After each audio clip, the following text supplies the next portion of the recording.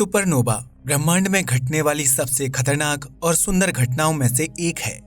जब एक super giant तारा फट जाता है तब उसमें से बहुत तेज प्रकाश की किरणें उत्सर्जित होती हैं और इस तारे में मौजूद असीम ऊर्जा एक 25 से 30 किलोमीटर के क्षेत्रफल वाले गोले में सिमट कर रह जाती है। इसे न्यूट्रॉन स्टार कहते हैं। इतनी जायंट स्टार का इतना बड़ा मास एक छोटे से न्यूट्रॉन स्टार में सिमटने के कारण इस छोटे से स्टार का मास बेहद ज्यादा हो जाता है। ये इतना ज्यादा होता है कि इसके चम्मच भर हिस्से का मास ही पृथ्वी पर मौजूद 8 अरब लोगों के मास के बराबर हो जाता है। लेकिन इसमें खतरनाक और सुंदर घटना का क्या अर्थ है? तो देखिए, जब कोई सुपरनोवा विस्फोट होता है तब इस सुपरनोवा विस्फोट से बेहद ही शक्तिशाली और खतरनाक एक्सरेज और गामा रेज उत्सर्जित होती हैं। ये इतनी खतरनाक होती हैं कि अगर कोई पृथ्वी जैसा ग्रह उसके 50 प्रकाश वर्ष के दायरे में होगा तो उसकी 50% से ज्यादा ओजोन लेयर खत्म हो जाएगी, जिसकी वजह से पृथ्वी को भयानक रेडिएशन का सामना करना पड़ सकता है।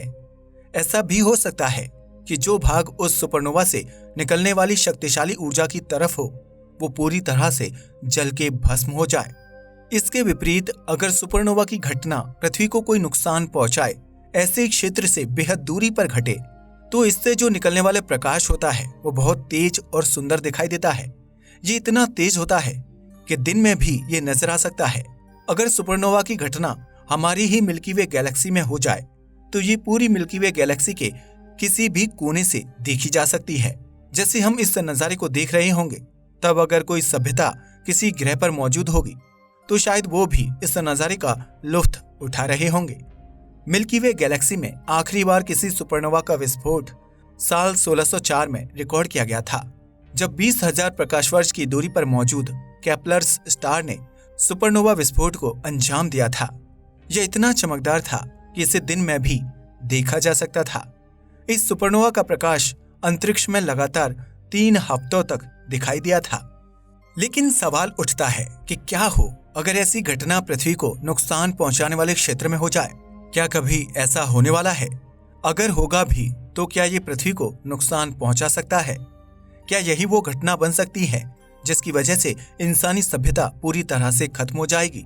इन सारे सवालों के जवाब हम जानेंगे आज की इस वीडियो में। तो दोस्तों, बिना कोई पार्ट स्किप किए पूरा वीडियो देखिए, तभी आपको पता चल पाएगा कि हमारी इंसानी सभ्यता का भविष्य कैसा होने वाला है। कोई सुपरनोवा पृथ्वी को नुकसान पहुंचा सकता है या नहीं, ये जानने के लिए आपको ये जानना भी जरूरी है कि सुपरनोवा कितने प्रकार के होते हैं। तो आपको बता दूं कि सुपरनोवा 2 प्रकार के होते हैं, टाइप 1 और टाइप 2 सुपरनोवा। टाइप 1 सुपरनोवा की अगर बात की जाए तो टाइप 1 सुपरनोवा को तारों के बाइनरी सिस्टम में होने वाले सुपरनोवा के रूप में देखा जाता है। ये बहुत ही विचित्र किस्म का सुपरनोवा विस्फोट होता है, क्योंकि इसमें एक छोटा डॉर्फ स्टार यानी कि बोना तारा अपने ही साथी बड़े तारे की ग्रेविटी की मदद से अपनी तरफ खींच लेता है और अपनी चंद्रशेखर लिमिट को पार कर जाता है। मतलब अपने द्रव्यमान की सीमा यानी कि मास की लिमिट को पार कर जाता है। इसमें एक बहुत बड़ा सुपरनोवा का विस्फोट होता है। दूसरे प्रकार के सुपरनोवा यानी कि टाइप 2 सुपरनोवा एक रेड सुपर जायंट स्टार के अंत के रूप में दिखाई पड़ता है। दरअसल ऐसा तारा जिसमें हीलियम फ्यूल होता है वह ऊर्जा के रूप में दबाव को बाहर की ओर ढकेलता है, तो वहीं ग्रेविटी यानी कि गुरुत्वाकर्षण इसे अपने केंद्र की ओर खींचने का प्रयास करता है, जिसके चलते ऐसे तारे अपनी स्थिरता को बनाए रख पाते हैं। लेकिन ऐसे विशाल तारे जो आकार में बहुत ही बड़े होने के साथ साथ बेहद चमकदार भी होते हैं, जिसके कारण इनका हाइड्रोजन और हीलियम रूपी ईंधन कुछ मिलियन सालों में ही खत्म हो जाता है, जिसके चलते यह दबाव को बाहर फेंक नहीं पाते और इनकी ग्रेविटी सारी ऊर्जा को उस तारे के केंद्र की ओर खींचने लगती है। एक समय में जाकर यह ऊर्जा इतनी तेजी से केंद्र की ओर खींची जाती है कि इतनी सारी ऊर्जा सिर्फ एक छोटे से गोले में सिमट कर रह जाती है और एक मैसिव सुपरनोवा को जन्म देती है। ऐसे ही सुपरनोवा की खबरें आज के वक्त बहुत ज्यादा चर्चा में हैं, क्योंकि हाल ही में वैज्ञानिकों के एक अध्ययन में पता चला है कि जल्द ही एक red super giant star type 2 supernova की घटना को अंजाम देने वाला है और शायद हम भी इस बेहद अनोखी खगोलीय घटना के गवाह बन सकते हैं। इस तारे का नाम है बीटलजूस। बीटलजूस अंतरिक्ष में दिखने वाला 10वां सबसे चमकीला तारा है। जो ओरियन कॉन्स्टेलेशन यानी कि ओरियन नक्षत्र में मौजूद है। बीटलजूस राइगल स्टार के बाद ओरियन कॉन्स्टेलेशन का दूसरा सबसे चमकीला तारा है। यह इतना चमकीला है कि आप इसे अपनी नग्न आंखों से भी देख सकते हैं। इसे दिसंबर महीने के मध्य में बाकी दिनों के मुकाबले आसानी से देखा जा सकता है। ओरियन कॉन्स्टेलेशन का आकार किसी हंटर यानी कि शिकारी के समान नजर आता है और इसलिए अक्सर इसे हंटर भी कहा जाता है और इसी शिकारी के दाहिने कंधे के रूप में बीटलजूस को देखा जाता है। अब ये भी वैरी करता है कि आप कहां पर मौजूद हैं। अगर आप नॉर्दर्न हेमिस्फीयर यानी कि उत्तरी गोलार्ध पर हैं, तब तो ये ओरियन के दाहिने कंधे के रूप में ही दिखेगा। लेकिन अगर आप सदर्न हेमिस्फीयर यानी कि दक्षिणी गोलार्ध पर हों, तब आपको ये ओरियन के बाएं पैर के रूप में दिखेगा।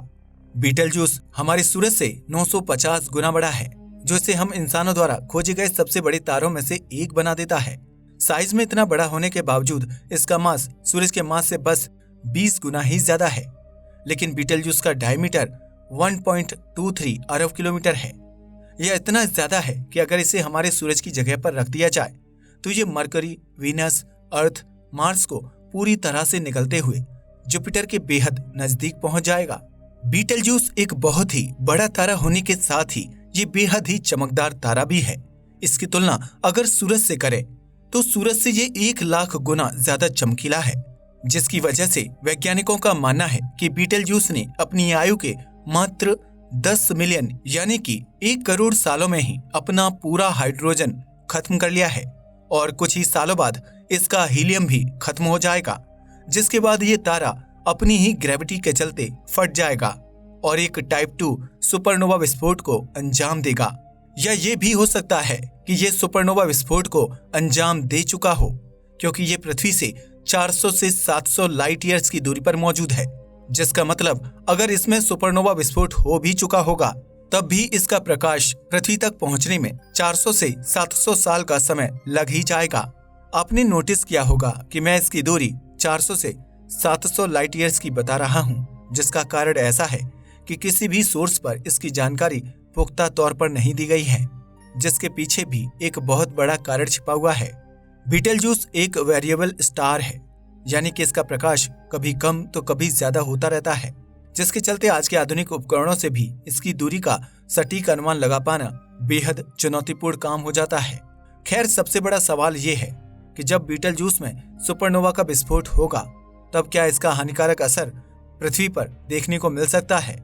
तो इसका जवाब है नहीं, क्योंकि बीटलजूस हमारी पृथ्वी से 400 से 700 लाइट ईयर्स की दूरी पर स्थित है, जिसका मतलब है कि पृथ्वी को बीटलजूस से कुछ हानि हो सके इस सीमा से 10 गुना से भी ज्यादा दूरी पर यह तारा मौजूद है। साल 2019 के अंत से साल 2020 की शुरुआत में बीटलजूस ने सारे खगोल विज्ञान जगत को आश्चर्य में डाल दिया था, जब इसमें बेहद नाटकीय बदलाव देखने को मिला। दरअसल बीटलजूस का प्रकाश बहुत ही तेजी से कम होता दिखाई पड़ा। जैसा कि मैंने पहले बताया था कि यह एक वेरिएबल स्टार है, यानी कि इसके प्रकाश में हर 400 दिनों के अंतराल में एक बड़ा बदलाव देखने को मिलता है। फिर उसका प्रकाश कम हो जाता है या फिर ज्यादा। पर इस बार इसका प्रकाश इतना कम हो गया था कि यह अंतरिक्ष में दिखने वाले सबसे चमकीले तारों की लिस्ट में टॉप 20 से भी बाहर हो चुका था। वैज्ञानिकों को लग रहा था कि यह तारा जल्द ही, मतलब आने वाले कुछ 4-5 सालों में ही सुपरनोवा को अंजाम दे देगा। पर मार्च 2020 में इसका प्रकाश फिर से सामान्य होता दिखाई दिया, जिसके बाद वैज्ञानिकों ने इसके कम हुए प्रकाश का कारण ऐसा बताया कि दरअसल एक बहुत बड़ा डस्ट का क्लाउड इसके सामने आ गया, जिसके चलते पृथ्वी से देखने पर इसका प्रकाश कम होता दिखाई पड़ा। लेकिन कुछ दूसरे वैज्ञानिकों के गुटों का कहना है कि बीटलजूस की सतह पर एक बहुत बड़ा काला स्पॉट बन चुका है। लेकिन वैज्ञानिकों की डस्ट क्लाउड वाली थ्योरी को ज्यादातर खगोल विज्ञान कम्युनिटी ने ट्रस्टेबल माना। उस थ्योरी में वैज्ञानिकों ने यह बताया कि बीटलजूस बेहद गर्म गैसें कई मिलियन किलोमीटर की दूरी पर बाहर फेंक रहा है। जब ये गैसें ठंडी हो जाती हैं, तब ये एक बहुत ही विशाल डस्ट क्लाउड में बदल जाता है। ये घने डस्ट क्लाउड्स बीटलजूस को अच्छे खासे स्तर पर ढक लेते हैं, जिसके चलते हमें पृथ्वी से दिखाई पड़ता है कि इसका प्रकाश कम हो रहा है, और यही घटना उस वक्त घटी हो सकती है। मतलब बीटलजूस का अंत इसी साल हो जाएगा, ये हम कह नहीं सकते। पर एक बात निश्चित है कि आज या आज से 1000 साल के अंतराल में बीटलजूस कभी भी सुपरनोवा विस्फोट कर सकता है। लेकिन क्या हमारी पृथ्वी के नजदीक ऐसा कोई स्टार मौजूद है जो एक सुपरनोवा विस्फोट करेगा? तो इसका जवाब है नहीं। अभी तक तो वैज्ञानिक ऐसे किसी भी तारे का पता नहीं लगा पाए हैं जो पृथ्वी के काफी करीब सुपरनोवा विस्फोट करे। हमारे सूरज की बात करें तो यह इतना बड़ा भी नहीं है और इसका मास भी कुछ ज्यादा नहीं है जिससे कि मास विस्फोट हो जाए। अभी भी सूरज की आयु 4.5 से 5 अरब साल बची हुई है। इसके बाद सूरज भी एक सुपरनोवा विस्फोट कर देगा। इसलिए अगर इंसानी सभ्यता को जिंदा रखना है तो तब तक सूरज से होने वाले हानिकारक प्रभाव से दूर कोई दूसरा रहने लायक ग्रह खोज निकालने की जरूरत है। आपको क्या लगता है कि क्या इंसान तब तक कोई रहने लायक प्लेनेट ढूंढ पाएगा? कमेंट करके बताइएगा। आज के लिए बस इतना ही। वीडियो अच्छा लगा हो तो इसे लाइक और शेयर करें, साथ ही चैनल को भी सब्सक्राइब करें। जय हिंद दोस्तों।